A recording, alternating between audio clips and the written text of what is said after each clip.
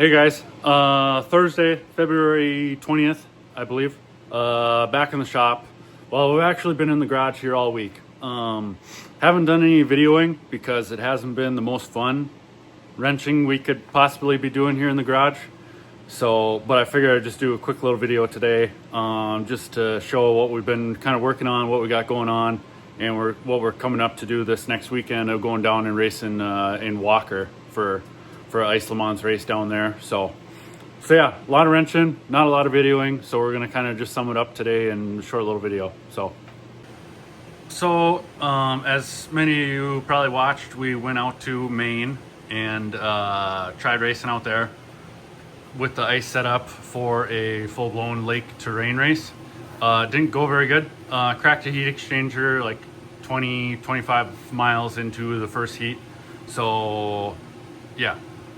So with the 4-strokes, the heat exchangers for us have been an issue just for ice racing. We believe it's just the chatter is so bad on these sleds and just so much chassis flex that it's been cracking the heat exchangers for us. On my old sled, we currently had I think we went through 3 or 4. On Dad's Viper, we went through about 3, but this one with 5,000 miles on this sled, I bought it with 2,000 on it.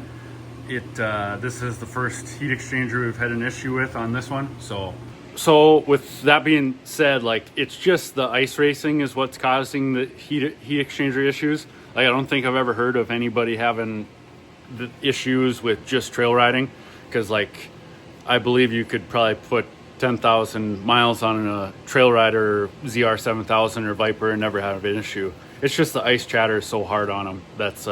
And then we ran such a stiff setup in our old sled that we felt like that was the causing issue. And then with Vince helping us with the Fox shocks on this new one, we felt like we had that issue settled for so far, but just asked too much of it in the rough in ice setup, so that's what caused it here.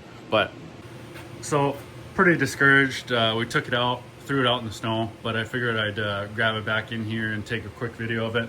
I cleaned it up a little bit. So that's how it'd be sitting in the sled in there and everything. So this is where the motor mounts to it. Like I've said before, not our favorite design, but so yeah, it's this top left-hand corner up here, right behind the secondary clutch, that you see that weld cracks right there. And I'll flip it over here.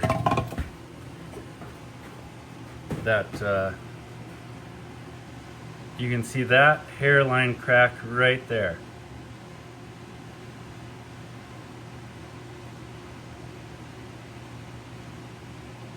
So, I don't know what the issue you could pinpoint it to being of just the chassis getting old, 5,000 miles on it now, just chassis flex, this or that, or just pushing it a little bit too hard. But ice racing is very, very hard on these sleds. So, but yeah, we've done enough of them now that the heat exchanger is not a very fun job.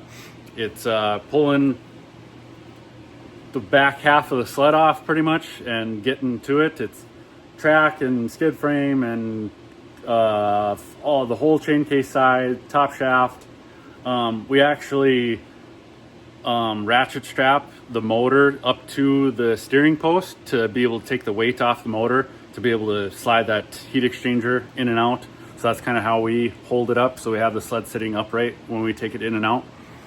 But we've done enough of them now to where I hope to never ever do another one again. So yeah, that was our 4-stroke with what we've been. It's usually a 2-day process of tear down, get sick of working on it, and then day 2 of put back together, rivets and the whole 9. So yeah, usually a 2-day process. We got it down to now. So onto the Ditch Banger National sled. So once we got the 4-stroke all back together and everything, we got the Ditch Banger National sled in here and kind of tore apart a little bit. So started it off with pulling the sway bar to start testing that kind of setup with no sway bar in there. Also, shout out for these old Fox stickers to Bubba Ness. Brought those over a couple weeks ago, so fit perfectly on this sled. So just wanted to give a shout out to Bubba. Currently got the skid frame pulled apart. We broke those front limiter straps on this thing, so that wasn't good, and pulled all the threads out of them rear adjuster blocks back there. So currently got some of those on order. Working on getting some stiffer torsion springs, and then I believe Vince is going to help us with doing just a little revalve in the rear shock, just get a little bit stiffer for us, a little bit more hold up. But yeah, shout out to Vince for the shock work. So like I said, we broke these front limiter straps. As you can see, that these are kind of like rubbery. And then here's some other ones that we just had on hand that we didn't put in, that are like actual belting strap material. So hard to say which happened first, if the loose track caused this or if this caused the loose track or what. But so yeah, we're gonna get that fixed. And then hard to say what the growling kind of noise was that I heard, but evidently it looked like when it was loose, the track kind of hit the coolers a little bit. So luckily it looks like it just kind of rubbed into like the cooling fins itself. It didn't actually get into the cooler itself. So that would have been bad. So luckily we stopped when we did and limped it back. So working on getting that thing back in running order, because I think 286 series over in Fertile going to be running their own kind of ditch banger race now for like March 22nd. So I think we're going to get the thing ready and just go to that and have some fun over there. So that's what we're shooting for with that thing now. So we got about a month away or so. And so with Walker this weekend, running pro stock on the 4-stroke. And then I like running classics just for fun on any of our older sleds. I put something out there on the Facebook page of the ZRT or the F7, which one we should run this weekend. And actually the answers were like really 50-50. So I think we're gonna run the F7 this weekend, just because I did run the ZRT back at Ottertail. So if anybody missed out on that, I had a GoPro on the hood and a GoPro facing back at me. So be sure to go find that video and watch that. It's pretty cool. So we'll do the same thing for the F7. So yeah, excited to ride the Firecat. I had never actually got to race like my dad's old F6 when he had that. So I've never raced the Firecat chassis itself. So, but Brody raced the F7 at Pine Lake there. He won the classics class. Throw a clip in here of him saying he's got severe arm pump from the race. My hands are numb. Well, holy fuck, I can barely use anything. But yeah, excited to just jump on the F7, go out there, just spin some laps, have some fun. That's kind of what we try to do with these older sleds, is just kind of bring it back to just having fun. So looking forward to that. Oh, and my dad's gonna have the Catalyst down there. My dad will be racing in the trail class with that. So he did just get back from getting his tooth pulled. That was giving him issues down at Elk River.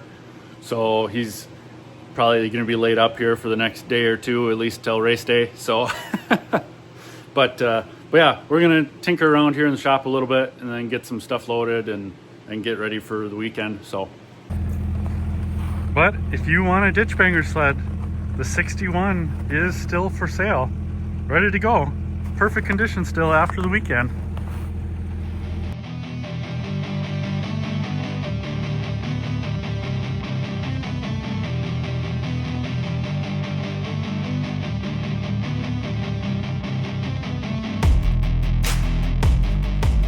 Well, all loaded up, 4-stroke, heaviest sled there is up in the front for some tongue weight, Catalyst, F7. So now to just kind of just piece it all together in here with all our little toolboxes and knickknacks and everything, just to load it up for the race weekend so we don't forget anything up here at home. So racing down in Walker this weekend. If anybody wants to come say hi in the trailer, we're usually parked the farthest away, just because we kind of like just being spaced out. We don't like to be too congested, I guess, is how we've always kind of liked being at the races. So we're usually parked way down far out the end. So But it's kind of a weird feeling with the uncertainty of Artie Cat and everything, that we might be approaching the end of the 4-stroke era, maybe. So that's kind of what it's looking like. So we'll see if we can't try to get one pro stock win here. And then we don't know what's going to happen with Nadawash. Currently Nadawash, they have actually a pretty good amount of snow. Like they have some of the actual like most rideable trails in Minnesota right now, I think. So it's going to be interesting to see what they do for the lake down there. So if this is going to be the last plowed Lake Lamont race, so we'll see. But yeah, who knows? So yeah, we'll see everybody down in Walker this weekend, and thanks for watching. We'll see you down there. But with that being said, currently blue skies, 20 degrees. We're gonna go rip the OG 4-stroke for a little trail ride. So see you at Walker.